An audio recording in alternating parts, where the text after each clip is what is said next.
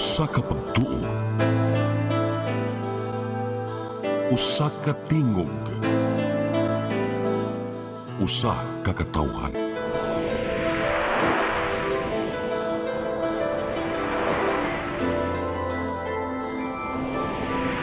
Cebu Catholic Television Network.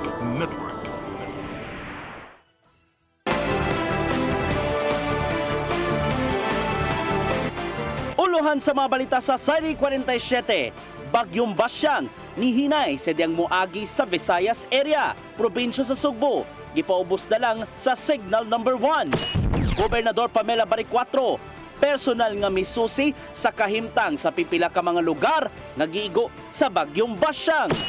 Ordinansa sa single-use plastics tun-an sa syudad sa Mandaue. Lalaki nga nagbarog-barog lang sa karsada sa barangay Mambaling, Dakbayan sa Sugbo, gipusil.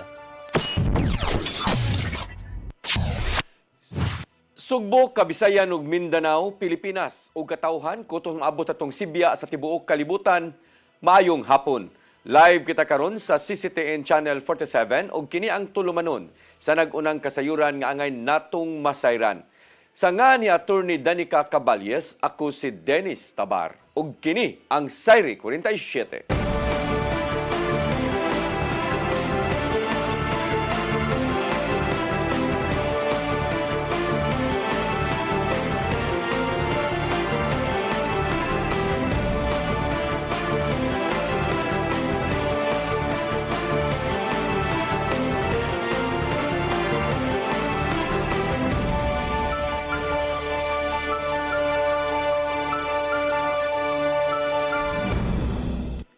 Og karon sa kumpletong detalye sa atong mga balita, tibuok probinsya sa Sugbo gipailawom na lang sa signal number 1. Human nga mihinay og nahimo na lang kini nga tropical depression ang Bagyong Basyang. Gikan kini sa pagsaka sa tropical storm sa diyang niagi sa kayutaan sa Mindanao. Ang kasayuran ihatod ni Crystal Joy Filerca. Sa gipagawas nga bulletin sa pag-asa kaganihang alas 11 sa buntag, gipaubos na lang sa tropical cyclone wind signal number 1 ang tibuok probinsya sa Sugbo tungod sa Bagyong Basyang. Kini tungod kay gikan sa tropical storm category, nihinay na kini og nahimong tropical depression human kini unang naglandfall sa Surigao del Sur. Samtang kaganihang alas 2 sa hapon naglandfall ang maong bagyo sa Bohol. Mato ni Jomer Iclarino, ang weather specialist sa Pag-asa Visayas, nga human sa Bohol, posible usab nga maglandfall ang Bagyong Basyang sa Southern Cebu karong adlaw. Across sa Southern Cebu, and then there is sa may southern portion of Negros province, and naputad nakita by ugma pagka-traverse niya diha sa may possible southern part of Panay Island, mahimo kining low pressure area. Maong lauman pa ang padayon nga pag-uwan. The weather advisory nato in terms of heavy rainfall, orange pa ang Cebu or Central Visayas, which is up to 100 or 200 millimeters in the span of 24 hours. But sa atong heavy rainfall karon is naka-issue ta red heavy rainfall warning as of 11 AM up to 2 PM. So, posible by 2 PM, orange heavy rainfall warning and onward. Dugang pa ni Iclarino nga posible karong gabi uugma sayo sa buntag malibkas na ang wind signal sa Sugbo. Samtang ugmang adlaw gilauman nga wa nay mga pag-uwan ug maayo na ang panahon. Crystal Joy Filerca, CCTN News. Mga biyahe sa Angasil Port paingon sa Olango Island ug vice versa, wa na gitugutan sa Coast Guard Substation Lapu-Lapu sukad pa kagahapon sa hapon. Apan aduna gihapoy mga pasahero nga nilaom nga makabiyahe ug naghuwat sa mao nga pantalan. Ang kasayuran ihatod pagbalik ni Crystal Joy Filerca. Bisan og gipaubos na sa signal number 1 ang Dakbayan sa Lapu-Lapu kagahapong adlaw tungod sa Bagyong Basyang, gitugutan gihapon sa Coast Guard Substation Lapu-Lapu ang pagbiyahe sa mga ferry boat sa Angasil Port paingon sa Olango Island ug vice versa. Tungod kay wa pa man sinati ang kusog nga uwan ug hangin nga dala sa bagyo. Apan kutob ra usab kini sa alas 4 sa hapon. Og kaganihang buntag, wa nay gitugutan ang Coast Guard Substation Lapu-Lapu nga makabiyahe, ilabi na nga gipaubos sa signal number 2 ang Dakbayan. Taliwa ni ini, ubay-ubay gihapon nga mga pasahero ang nagatang sa mong pantalan ug nang hinaot nga makabiyahe paingon sa Olango Island. Sa datos sa City Disaster Risk Reduction and Management Office, kapin 70 ka mga pasahero ang namasin sa Pantalan pasado alas 10 kaganihang buntag. Pipila kanila sukad pa kagahapong adlaw nga wa makaabot sa last trip samtang ang uban kaganihang kadlawon. Malaumon ang mga pasahero nga adunay biyahe ilabi na nga adunay nakaangkla nga ferry sa naasoing Pantalan. Usa sa mga nang hinaot mao si Jolly Villahermosa nga taga Barangay Pusok nga alas 4 pa sa kadlaw naghuwat. Kuyog niya ang iyang anak og pangasaw uno niini nga nakaschedule nga magpakumpirma unta kaganihang buntag tungod kay kaston sila karong Abril 18. Giapas nga kanang usa sa requirements para sa ilahang kasal ba alas 10 man niya para dili mi maapikyan kay nay kami nga bagyo ni sayo niya pagari na mo wala pa may barko aw kanadan siya ba. Sigon pa niya nga hangtod way anunsyo gikan sa Coast Guard nga di makabiyahe, maghuwat una sila sa maong Pantalan. Apan gipasabot ni Apprentice Seaman JV Toralba ang personnel sa Coast Guard Substation Lapu-Lapu nga ang maong ferry ni pasilong una sa Hilton Port sa Punta Inganyo ug nidunggo lang sa Angasil aron makapalit og pagkaon ang mga crew. Ma'am, kanang atuang ferry karon ma'am is sheltering na sila sa may Hilton Port ma'am. And then, tunggo sila diri sa may Angasil Port ma'am is tuwan lang ma'am kanang pagkaon sa mga crew ma'am. So, ini sila ma'am, digis lang mo biyahe ma'am ang karga pasayo. Sigon pa niya nga sa pagkakaroon, wala sila'y tugutan nga makabiyahe tungod kay bawd ng kadagatan ug ilabi na nga lauman ang paglandfall sa Tropical Depression Basyang sa Southern Cebu. Crystal Joy Felerca, CCTN News. Kapin 20 ka mga pamilya sa syudad sa Mandawi gibakwit tungod sa Tropical Depression Basyang. Magpadayon ang monitoring ug pagpangandam sa dakbayan hangtod mulabay sa Sugbo si Basyang. Ang kasayuran hatod ni Mary Rose Sagarino. Sa Magikay Elementary School, nibakwit ang moabot sa 15 ka mga pamilya sa Barangay Magikay tungod sa bagyong Basyang nga nihinay na karon sa tropical depression. Ang mga pamilya nagpuyo kilid sa sapa sa Butuanon. Usa ang pamilya ni Marjorie Fitilona, 35 anyos nga nagpuyo sa Sitio Salvacion, ang nibakwit sa tunghaan sukad kaganinang kadlawon. Saysay pa ni Fitilona nga nanumbalik ang ilang kahadlok nga nasinati sa bagyong Tino, busa ni siguro og bakwit. Nang safety first bitaw kay na may bata. So ni bakwit na nang jud mi bahalag ano mi kibaw kung kano sa siyang landing. Kinataga mi last year jud kalit-kalit kay ito ba nga kanang nahitabo nga akong ba nahapit sa to siya malumos. Gawa sa Barangay Magikay, moabot sab sa 8 ka mga pamilya ang gibakwit sa Barangay Paknaan nga nagpuyo gihapon kilid sa sapa. Hinuon matod sa Mandawi Command Center nga wala ray natala nga niawas nga sapa. Describe pa rin as nasa normal level yapon. Although na ini sa kagamay, gumikan sa gamayng uwan, describe pa rin namin nasa normal pa rin sa nga level. Matod di maligon nga magpadayon ang ilang monitoring og pagpangandam hangtod nga malibkas ang storm signal og makalabay na sa Sugbo ang tropical depression. Ang Mandawi naka-blue alert status, naka-on call og standby ang mga personnel pagresponde kung adunay emerhensya. Mary Rose Sagarino, CCTN News. Giatiman na sa LGU ang mga pasaherong nangatanggong sa syudad sa Sugbo, human gisuspenso ang biyahe sa kadagatan paingon sa Visayas ug Mindanao tungod sa bagyong Basyang. Gipaylo na una sa Barangay Tinago ang moabot sa 65 ka mga pasahero nga mobiyahe unta sa mga silingang probinsya. Gipakaon sila sa giandam nga pagkaon gikan sa Department of Social Welfare and Services. Daling nang hatag ang DSWD-7 og ready-to-eat food packs nga magamit sa mga pasahero.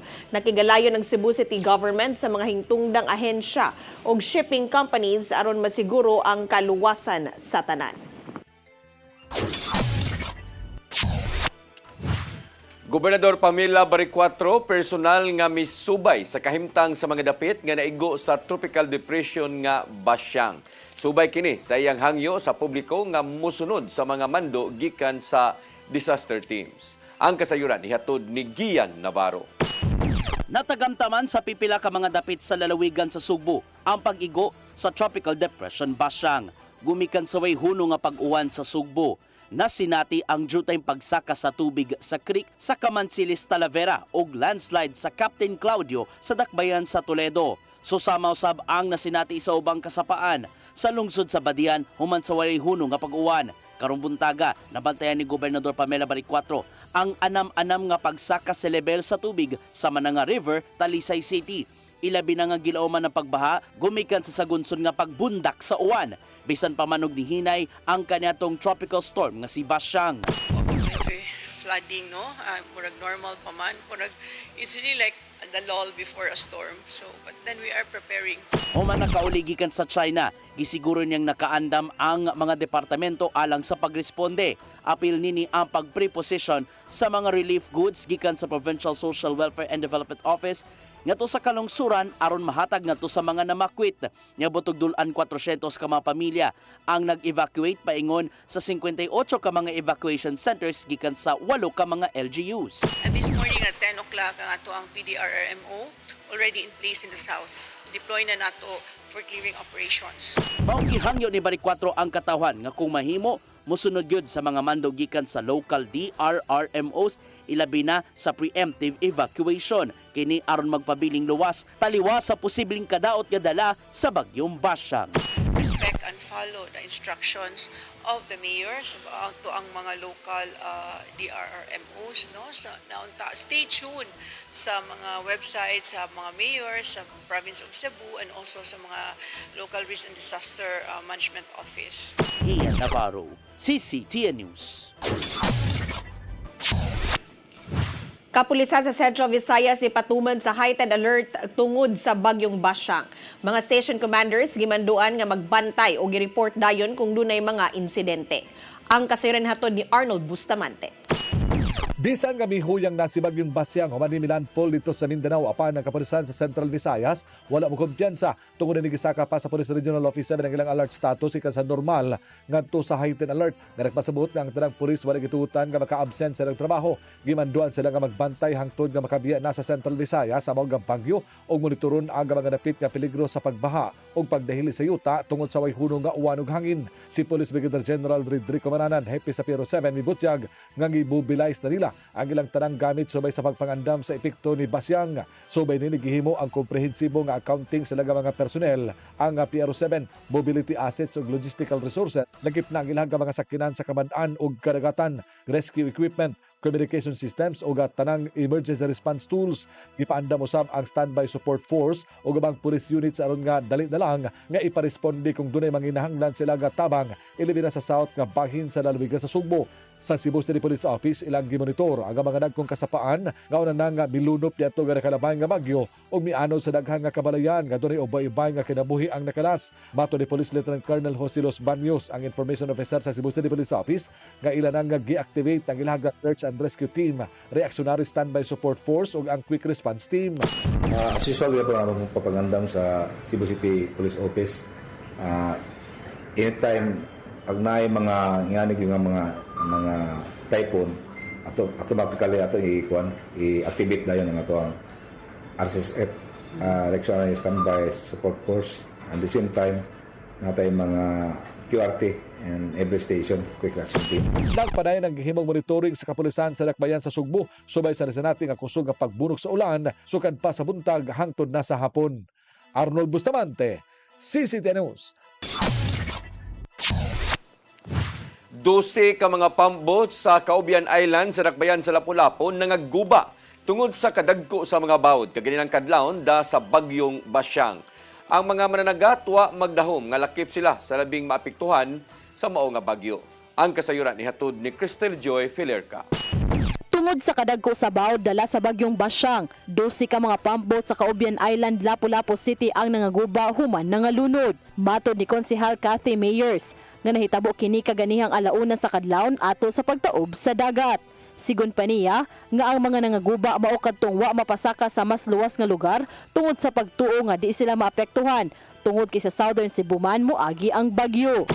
Kumpiyansa lang sila ma'am kay ang ilang una-una dili kusog ang impact sa kani nga bagyong Basyang kay paubos man gud siya. So ang more on mukuan mi kung specifically na dapit sa north of Cebu kay murag moagi gid dapit sa may hawig diya sa may isla sa Caubian gud. Samtang ang ubang mananagat ni adto pang Martes na niguro sa paghipo silang mga sakinang pangdagat ug gipasalipdan kini sa seawall. Hinungdan nga tulo ka adlaw na usab sila wa makapanagat. Maong kaganihang buntag gipang-apod-apod na sa barangay ang mga naka-preposition nga mga relief food boxes sa kapin 600 ka pamilya. Distribute lang karon adlaw na distribute na. Kay my advice basta 3 days niya wala po yung nakapangumpra kay wala nakalabang because of the advisory sa Coast Guard nga kanang kuan dili pala bangon sa mga kumotor bangka. Samtang sa isla sa Panganan, alas 8 kaganihang buntag padayon paghihapong giawag ni Kapitan Junry Casiao ang mga mananagat sa paghipo sa ilang mga pump boats. Mahinumduman nga niadtong nilabay nga tuig, nakatala ang Lapu-Lapu City Agriculture and Fishery Office Concafo og 43 ka mga pump boats nga nakaangkon og kadaot ato sa bagyong Verbena. Ug pipila na ni ana nagikan sa barangay Panganan ug Kaobyan tungod kay wa usab mahipos. Crystal Joy Felerca, CCTN News. Musunod, ordinansa bahin sa paggamit og single-use plastics tun-an sa syudad sa Mandaue. Kanaguban pa mga balita sa magbalik sa Sayri 47.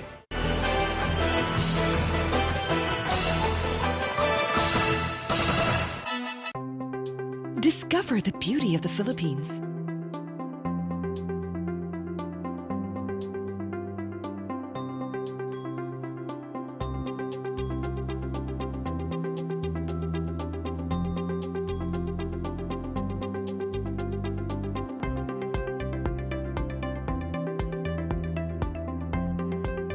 With Philippine Airlines, the country's flag carrier.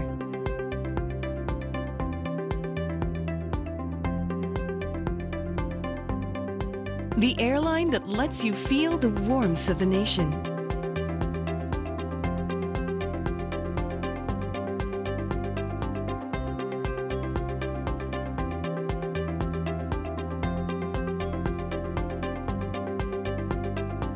Mabuhay!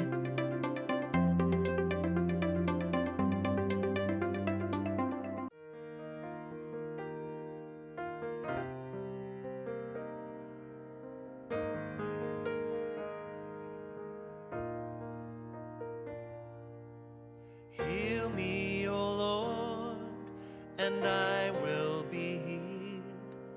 Save me, and I will be saved. Heal me, O Lord, and I will be healed.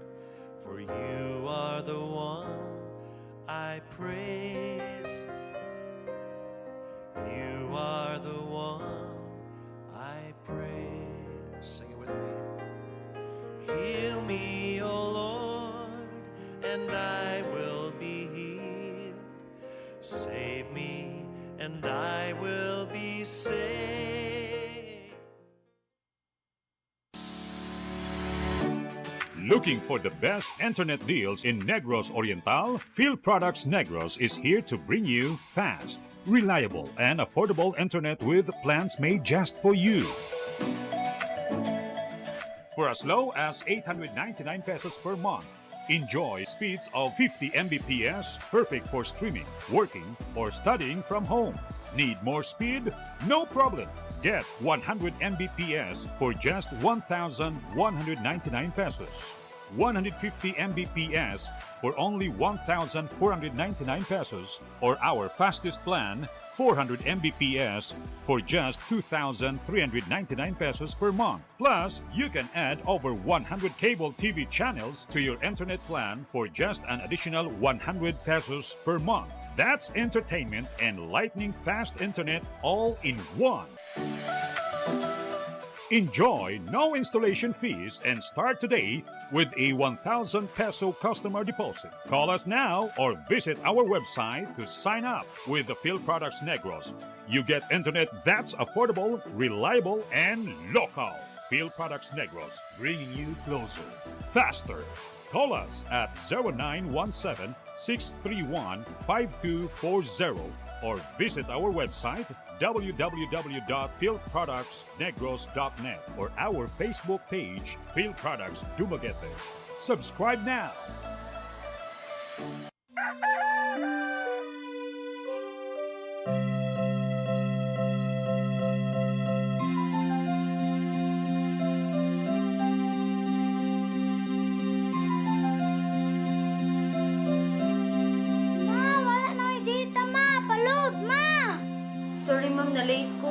mangita pa mong ko para internet sa kong anak, ma'am. Ay, wala na yung problema. Pag Sinisibu! Sinisibu, Sinisibu. For your internet connection. And for the signal of your cable TV. So fast and straight, that transmission to your home. Sinisibu! Sinisibu, Sinisibu.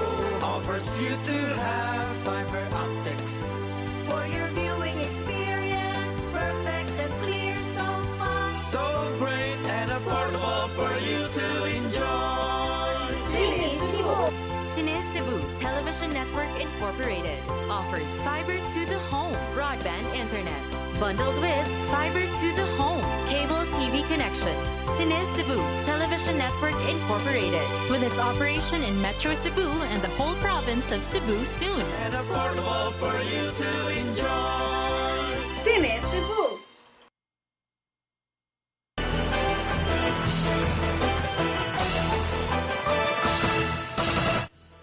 Balik sa atong mga balita, syudad sa Mandawi nagplanong i-review ang ordinansa nga single-use plastic o posibleng istrikto na kining pagpatuman ni ini. Kini subay gihapon sa tinguha nga pagtabang sa problema sa basura. Ang kasayuran ihatod ni Mary Rose Sagarino. Tungod sa problema sa basura, subay na sa suspensyon sa operasyon sa Binaliw Landfill tungod sa trash slide. Nagkadaiyang alternatibong mga solusyon ang gipatuman sa syudad sa Mandawi. Nagtino kini og temporaryong transfer station butanganan sa basura og pagkontrata og pribadong hauler paghakot ngadto sa lungsod sa Konsolasyon. Lakip na niini ang pagmando sa mga barangay sa striktong pagpatuman sa segregation og pag-awhag sa mga empleyado sa paggamit og tumbler aron pagminos sa basura. Karon gusto usab sa syudad nga ipa-review ang ordinansa sa single-use plastic o striktong pagpatuman niini. Okay, the ordinance is still existing, is still active, but we're looking. Ang mga discussion kanina sa mayor is ang implementation. No? Kay usa sa na nakahatag og ang problema sa atong basura nga kaning single-use plastic. Although some retailers are using it, but atong bantayan sa merkado, guman mga lugar balik to sa Matud ni Fortuna nga nahisgutan kini nila ni Mayor Tadeo Junquiuano og ang kontribusyon sa single-use plastic sa problema sa basura sa syudad. Ang City Ordinance number 12-2010-562 o ang Plastic Bag Prohibition Ordinance of 2010 nagdili sa paggamit og plastic bag og polystyrene container sama sa styrofoam sa tanang sari-sari store, kananan, restaurant og shopping mall sud sa jurisdiksyon sa syudad. Base sa ordinansa, gikinahanglan nga mogamit ang mga establishmento og paper bag, cloth bag oban pang mga reusable nga mga bag. Ang mga makalapas ni ini pamultahon og 500 pesos o mapriso hangtod 5 ka adlaw. Mary Rose Sagarino, CCTN News. Gi-question sa mga konsehal ang emergency garbage contract tali sa Cebu City Government ug Asian Energy Systems Corporation nga mibolor og 60 million pesos. Kini aron makapadayon sa pagpanglabay og basura gikan sa syudad paingon sa maong landfill sa Barangay Polog, Konsolasyon. Gikatingalahan ni Konsehal Joel Garganera ang kasabutan diin gitugutang makalabay og 844 ka tonelada sa mga basura sulod sa usa ka adlaw. Ilabi na nga dako ang mamahimong gastuhanan sa dakbayan alang sa tipping fee nga moakibat og 1,200 pesos kada tonelada. Hinuon nakita sa mga opisyal nga kutubra sa Marso 31 ang kasabutan bahin sa paglabay sa mga basura tali sa duha ka habig. Gitataw ni Gobernador Pamela Baricuatro nga wa siya nanginlabot sa gidangatan karon ni Magdalena Mayor Rajiv Inad. Karon nga nagatubang siya og 1-year suspension gikan sa ombudsman. Giangko ni Baricuatro nga wa siya mahimo o nahimo nga sa gidangatan sa mayor o uban pang mga opisyal sa mga lungsod. Butang nga gihimakak niya ang maong mga pamasangil nga gipakatap karon sa social media nga gitambangan kung na gitambagan ni Baricuatro ang uban nga mga mayor nga dili magpataka og tuo nga hunungon na ang hungihong nga nakaapekto sa pagpagobyerno sa probinsya. Kini ang nahimong pagbutyag sa gobernador human sila nagkakita ni Inad atol sa mass tweeding sa maong nga lungsod sa Minganilla. Well, attend lang ko dito sa kanang there was a mass wedding at the that they do it every year, no? Unya kanang ni greet sad ko ni Mayor Rajiv ug happy birthday kay birthday man niya ugma. Nagbabungahon ang panagkita nilang Cebu Governor Pamela Barecuatro ug Fujian China Governor Zhao Long isip kabahin sa sisterhood relations. Gituki nilang duha ang pipila ka mga aspeto nga mahimong mapaymuslan sa isig ka probinsya. Mato ni Barecuatro nga anda magsugbo aron mas palawman pa ang collaboration sa duha ka mga probinsya ilabi na sa serbisyong medikal, turismo, investment ug economic expansion.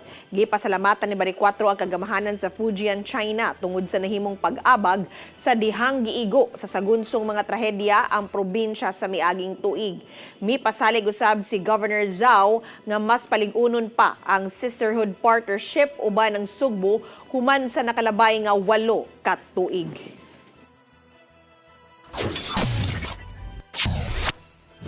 Cebu People's Market nakahali na og 1.5 million pesos nga kita sud sa tulo ka buwan.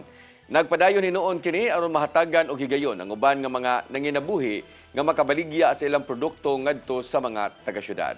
Ang kasayuran ihatod ni Gian Navarro. Gipaambit sa provincial agriculturist nga si Dr. Roldan Sarahena nga dako-dako ang nahalin sa Cebu People's Market human sa tulo ka buwan nga pagpamaligya ngadto sa publiko. Sud sa nakalabaing 13 ka semana, nakahali namang programa og kapin 1.5 million pesos nga kinitaan tuyong gilusad sa Cebu Provincial Government ang Cebu People's Market nitong October 2025. Kini aron matagan og gigayon ang managlaing farm and fisher folks groups nga makabaligya sila mga produkto ngadto sa taga-syudad. Naman din mo collaborate mi sa Municipal Agriculture Office ug napamoy mga farmers nga nag-access ang ilang baligyaon bang dili mahurot dito sa kuan sa ilang lungsod. Pwede dalon diya. Abri ang People's Market sa Luyong Bahin sa Kapitolyo matog Biyernes hangtod na sa Domingo gikan alas 8 sa buntag hangtod alas 5 sa hapon. Mapalit diha ang mga produkto gikan sa kalungsuran ingon man local products nga nagigikan sa managlahing kooperatiba ug ubang grupo. Alang sa ubang mga grupong interesado mamaligya sila mga agricultural products ug uban pa kinahanglan nang makigalayon sa Provincial Agricultural Office aron ma-schedule ug mapahimutang ang tanan. Mipasalig ang Kapitolyo nga diretso ra gyud sa mga mamaligyaay ang halin sa ilang mga local products. Maraming gihapon siya kay na may support nga sa kuan na farmers ato diha nga ihatod sa LGU napay farmers nga by their own ilara mapag-abot yan. Ian Navarro, CCTN News. Musunod, lalaki nga nagbarog-barog lang sa kalsada sa alas Kamambaling, dakbayan sa Sugbo, gipusil. Kanang guban pa mga balita sa pagbalik sa Sairi 47.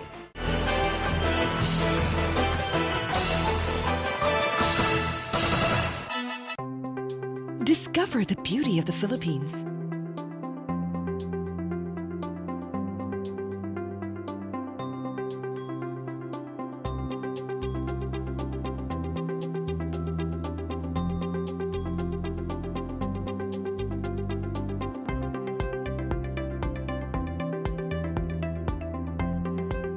With Philippine Airlines, the country's flag carrier.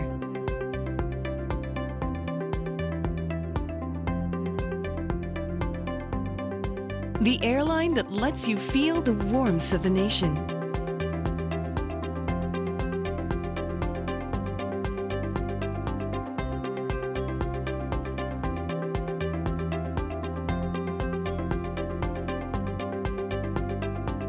Mabuhay!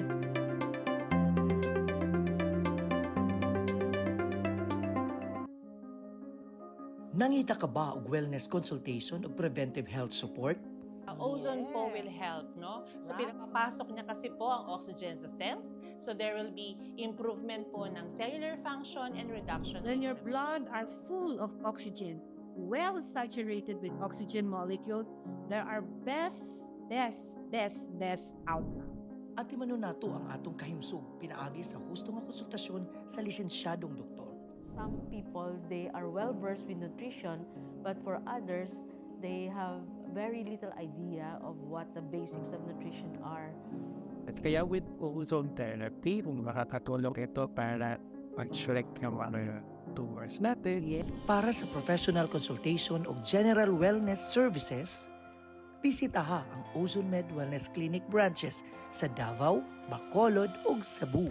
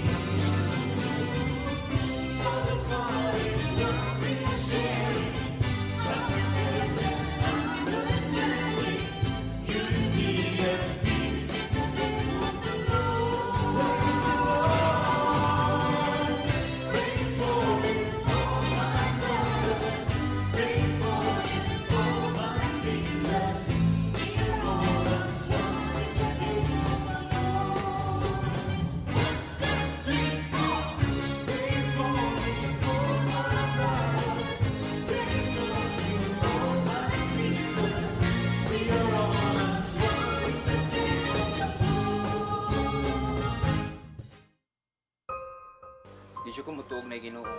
Pero magulo ng bata da. Nangita lagi ni gatas. Kasabot ka akong ipakuha.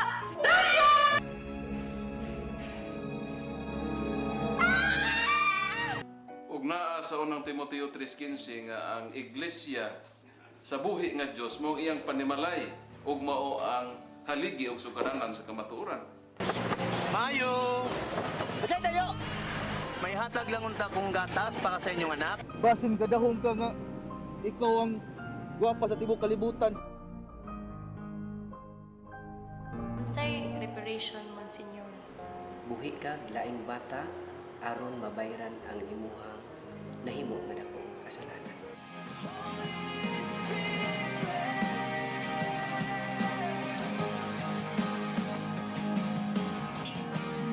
Daghan kanato ang nagduda kung doon na bagay Ginoo o wala.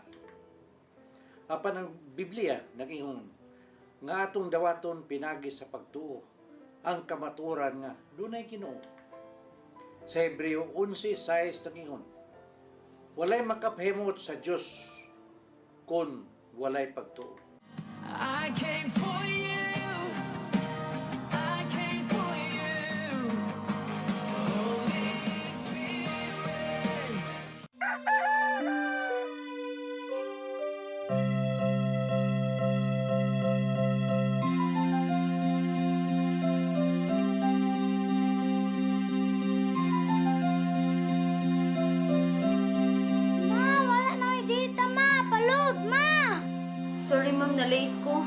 makita pa mong ko para internet sa kong anak, ma'am. Ay, wala na yung problema. Pag sinisibo. Sinisibo, sinisibo. For your internet connection. And for the signal of your cable TV. So fast and straight, the transmission to your home. Sinisibo. Sinisibo, sinisibo. Offers you to have fiber optics. For your viewing experience, perfect and clear so fast. So great and affordable for you to enjoy. Sinisibo. Cine Cebu Television Network Incorporated offers fiber to the home broadband internet bundled with fiber to the home cable TV connection. Cine Cebu Television Network Incorporated with its operation in Metro Cebu and the whole province of Cebu soon. And affordable for you to enjoy. Sinisibo.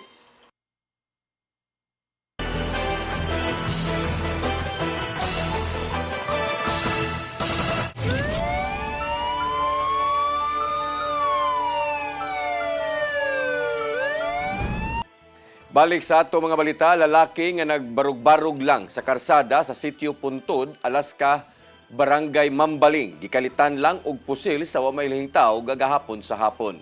Kapulisan sa Mambaling, padayon pa nga miila sa biktima og ang responsable sa pagpamusil. Ang kasayuran ihatod ni Arnold Bustamante.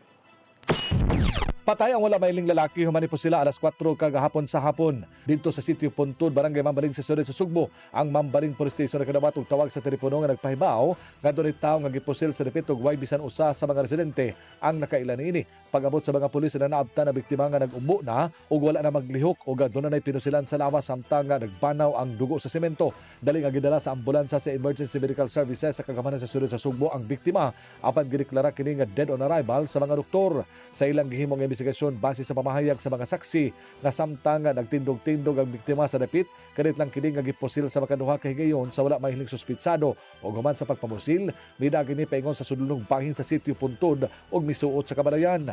Nagpadayon ang gihimong investigasyon sa kapulisan sa Mambaling ug miila sa biktima tungod kay walay bisan usa ang nakaila niini sa mga dapit ug misubay kung duna bay CCTV camera duol sa nahitabuan. Arnold Bustamante, CCTV News. Anak ug amahan nga nagpadagan og drug den sa lungsod sa Dawes probinsya sa Bohol. Gironda sa PDEA 7 ug kapulisan.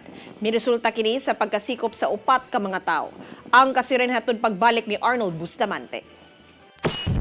Girunda sa mga operatiba sa Philippine Drug Enforcement Agency Bohol Provincial Office uban sa Dawes Municipal Police Station ug Bohol Maritime Police ang usa ka drug den nga gipadagan sa anak ug amahan nga nahimutang sa Purok 3 sa Barangay Katarman, lungsod sa Dawes Probinsya sa Bohol. Alauna 46 kagahapon sa hapon nga resulta sa pagkasikop sa upat ka mga tawo. Si PDEA 7 Director Joel Plaza miila sa target sa operation nga may nagpadagan sa drug den nga sila si alias Cyrus, 27 anyos ug iyang amahan nga si Ferry, 48 nga nagpuyo rasab sa mga lugar. Lagip sa nadakpan ang gaduha nga naabtan sa sulod sa drug den nga naghingos og shabu nga silang alias Bricks 27 taga Mariveles Dawes Bohol og alias Joe 30 anyos nga nagpuyo usab sa mga lungsod. Nasakmit sa mga ahente sa PDEA ang napulo ka pakete sa gituang shabu nga motimbang sa 16 gramos nga dunay estimated average market value nga 108,800 pesos by bus money o gabang paraphernalia. Aga mga nagkuhang ebidensya giduso na sa PNP Bohol Forensic Unit alang sa himuon nga chemical analysis samtang ang mga suspitsado kasamtangan nga gikustodiya sa Dawes Municipal Police Station. Mato ni Lia Alcantara, ang information officer sa PDEA 7, nga usa ka semana nila nga gipaubos sa case build-up ang amahan ug anak human nila madawat ang impormasyon gikan sa usa ka confidential informant. Base sa nakuha nga kasiyuran, makabaligya ang 2 og 25 gramos ka shabu matag semana gikan sa ilang supplier. Sa record sa PNP ug sa PDEA 7, bagong drug personalities ang amahan ug anak apan ang usa sa mga naabtan sa sulod sa drug den nga si alias Bricks ang nadakpan na kaniadto apan naka-plea bargain. Giandam na ang kaso batok sa mga suspitsado nga ipasaka sa PDEA ngadto sa korte. Arnold Bustamante, CCTV News. Mao kadtong naglangkob sa atong mga balita sa Sayri 47, ako si Dennis Tabar. Ako si Danica Caballes, samtong Lunes pohon sa inyong paboritong tulumanon. Sayri 47.